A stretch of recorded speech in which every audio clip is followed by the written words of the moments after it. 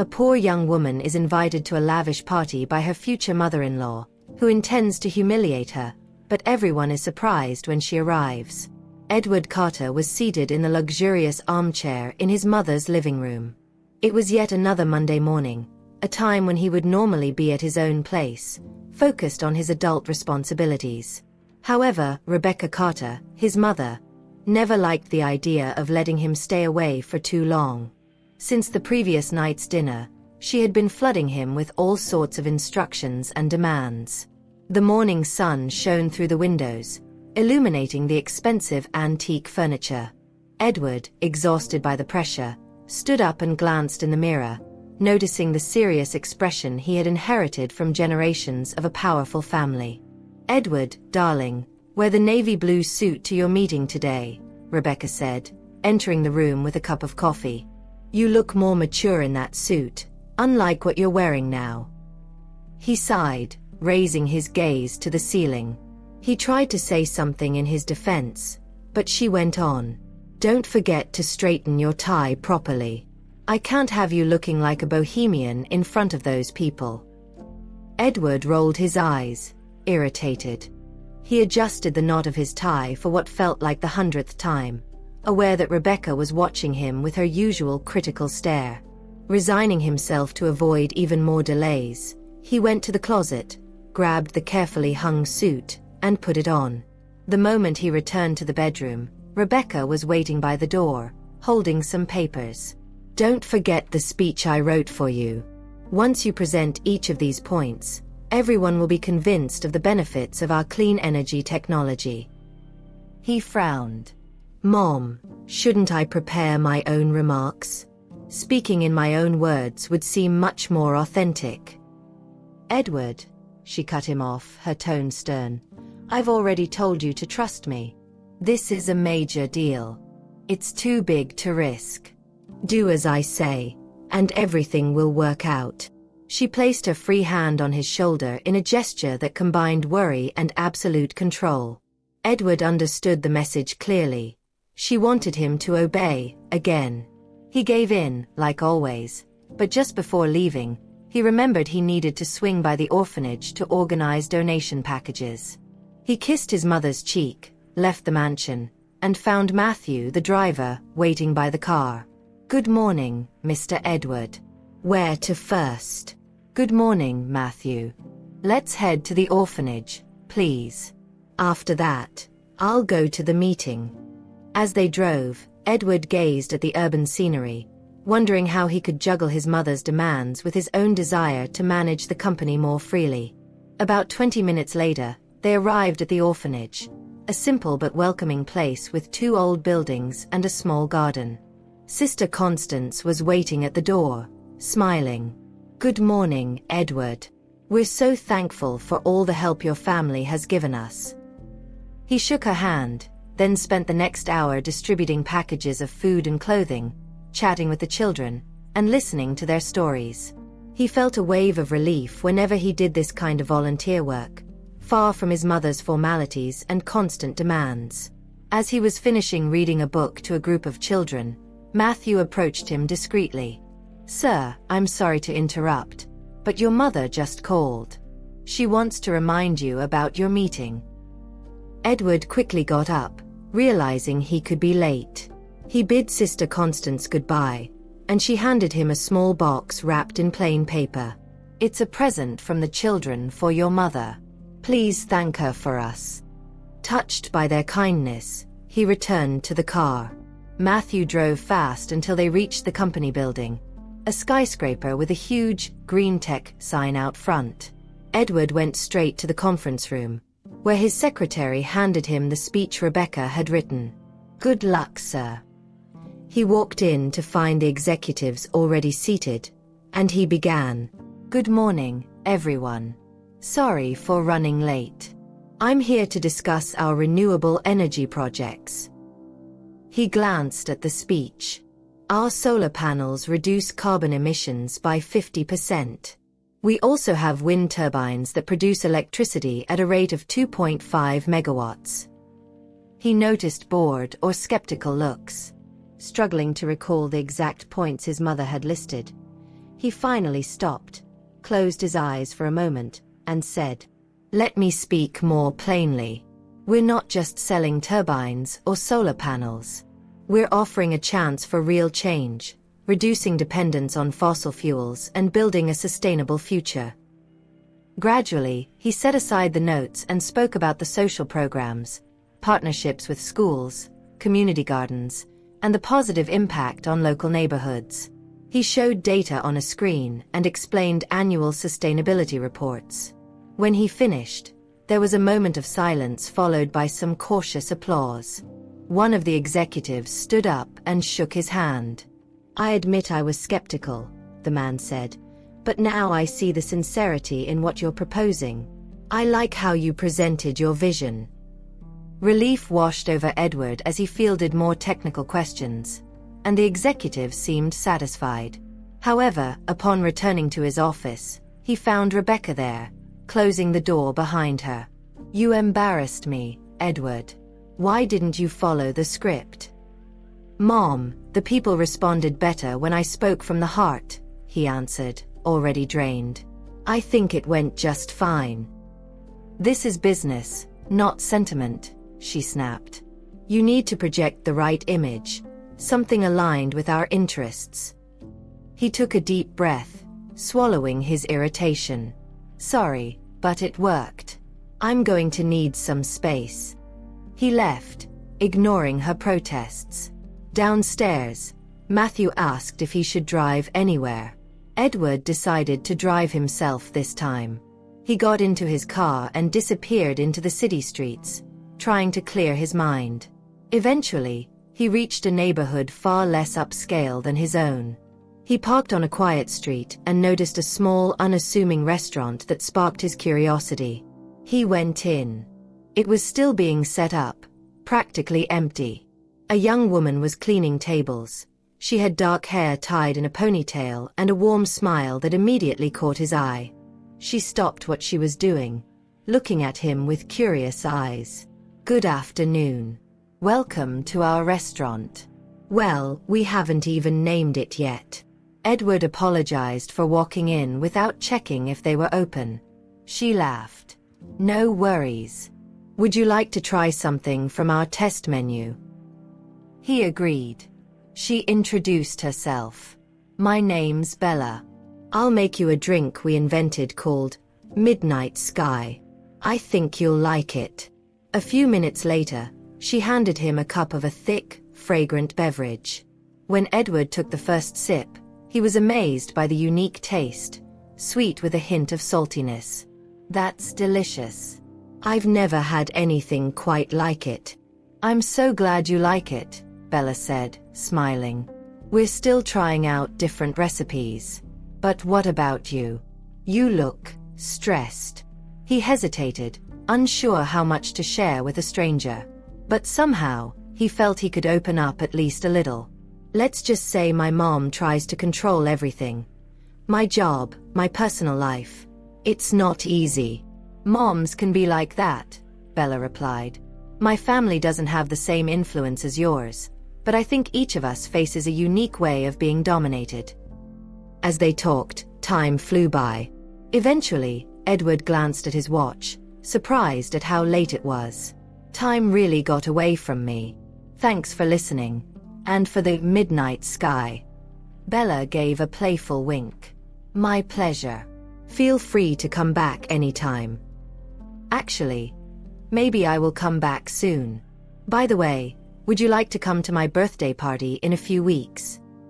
She raised an eyebrow, smiling. "A birthday party?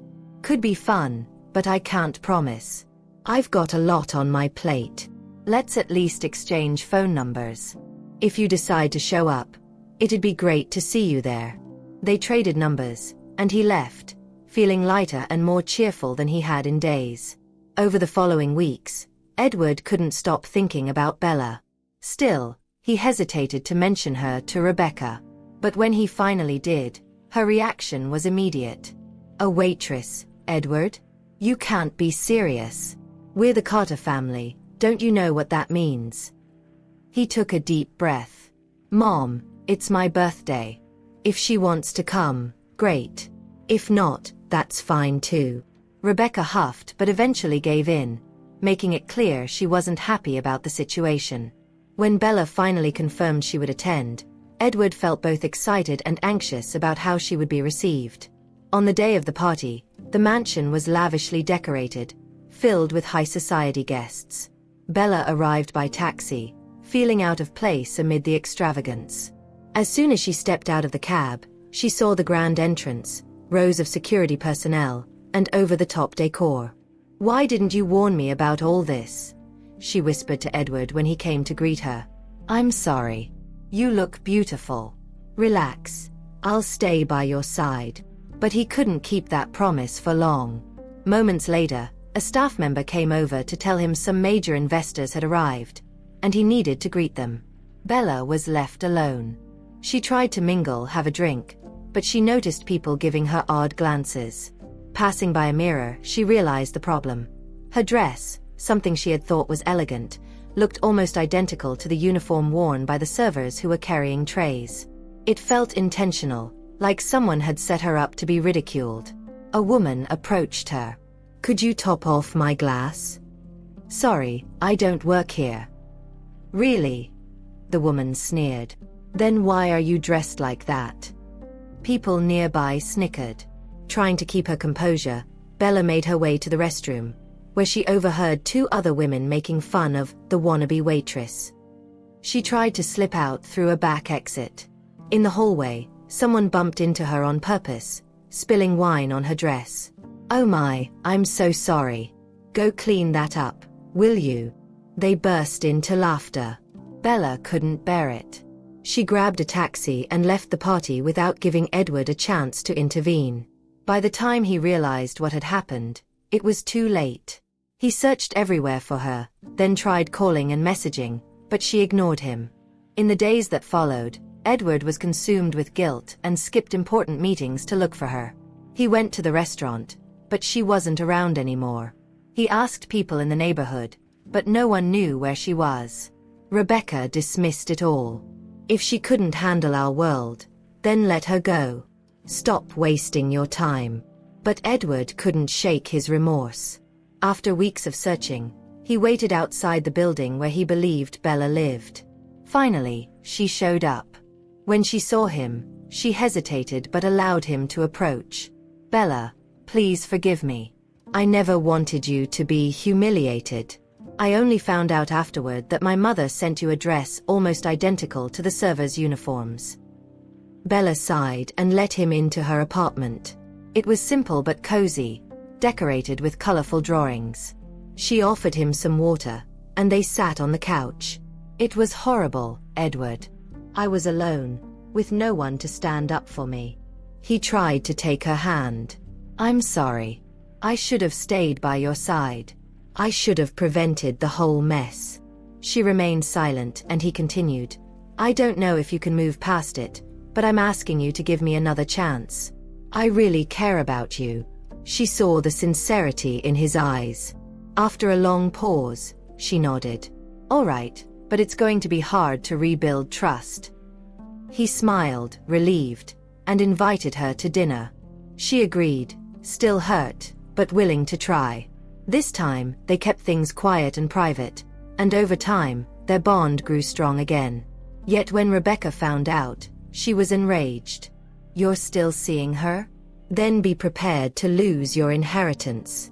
"I don't care anymore, Mom," Edward replied.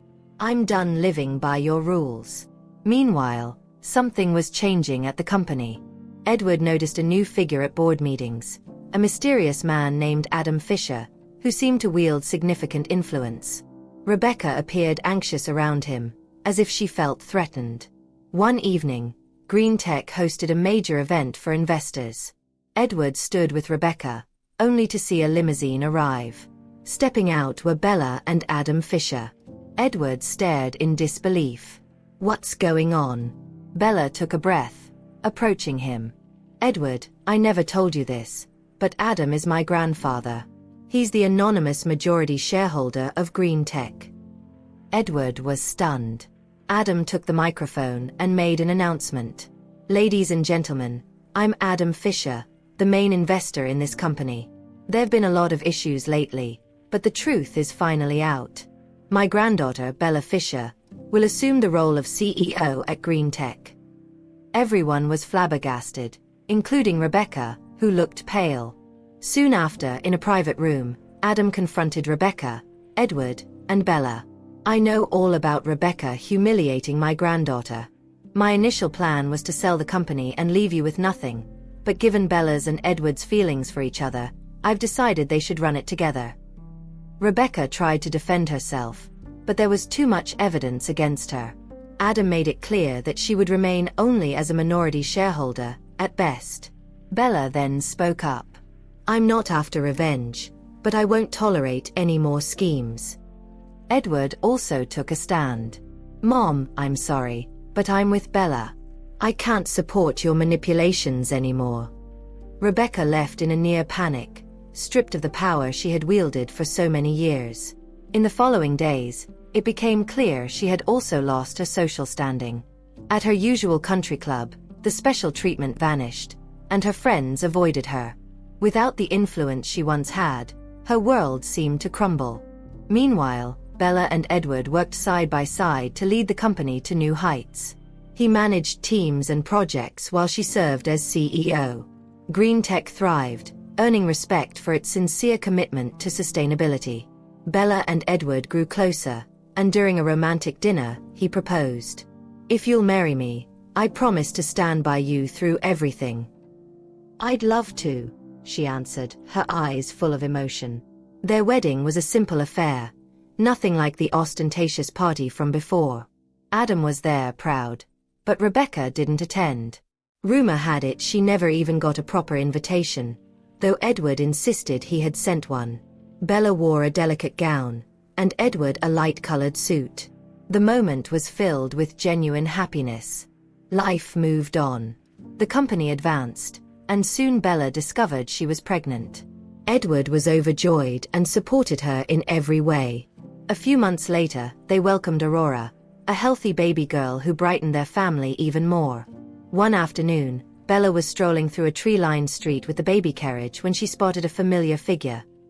Rebecca, her mother-in-law, walking with two small children. Mrs. Rebecca, she called, surprised. Rebecca turned, appearing both embarrassed and taken aback.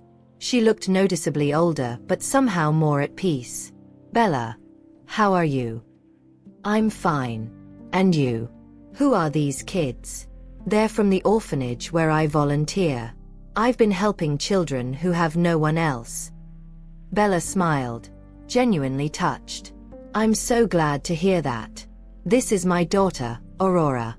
Would you like to meet her? Rebecca approached the stroller and saw the baby's curious eyes. Her own eyes welled with tears. She's beautiful.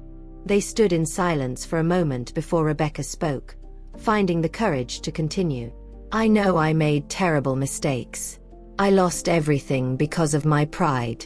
But if there's any way to start over... Bella nodded and invited her to dinner. Of course we want you in Aurora's life, and in ours, if possible. I know my husband, Edward, would like to reconcile too. Rebecca agreed. On the appointed night, she showed up at the couple's home, her hands trembling as she rang the bell. Edward answered, clearly surprised. She stepped inside timidly, seeing her daughter-in-law and granddaughter.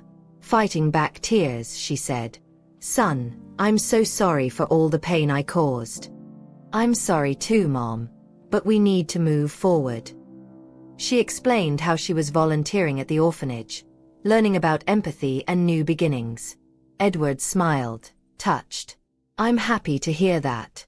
Thank you for coming. They embraced, marking the start of an unlikely truce. From then on, their relationship gradually improved. Rebecca was still haunted by the mistakes of her past arrogance, but she was clearly changing.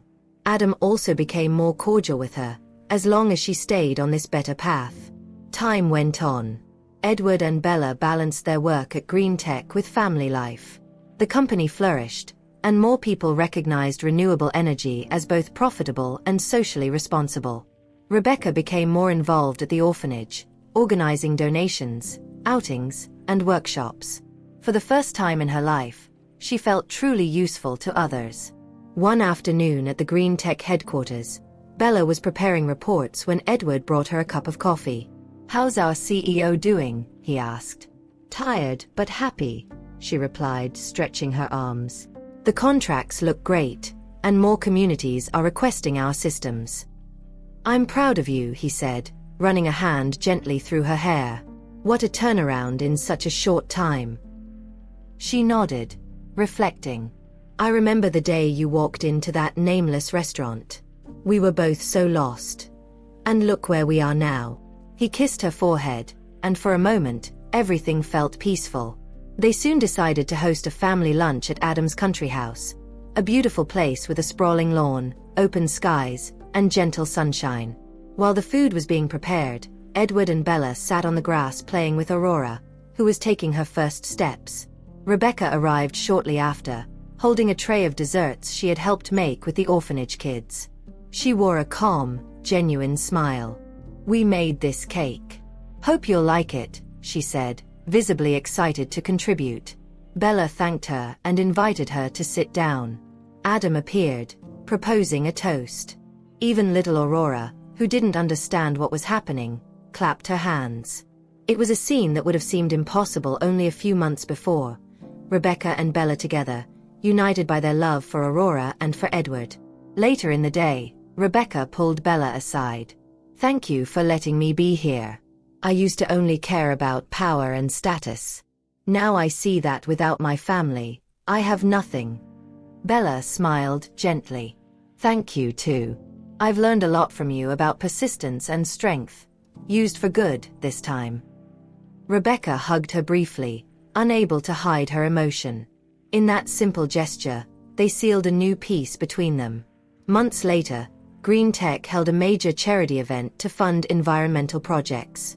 Bella spoke about the importance of bringing clean energy to low-income areas, and Edward shared statistics on their successful initiatives. At the end, Rebecca found Bella in the crowd. "You inspire me. I didn't realize your worth before. I even humiliated you. But now I see you're the best thing that ever happened to my son, and to this company." Bella smiled, touched. "I'm so happy to hear you say that. Thank you for helping with the children, too. We can do so much more if we work together." They shared another genuine hug.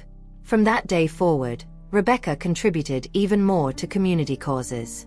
Meanwhile, Edward solidified his role alongside Bella in running the company. Aurora grew up surrounded by love and learned values like empathy and responsibility from an early age.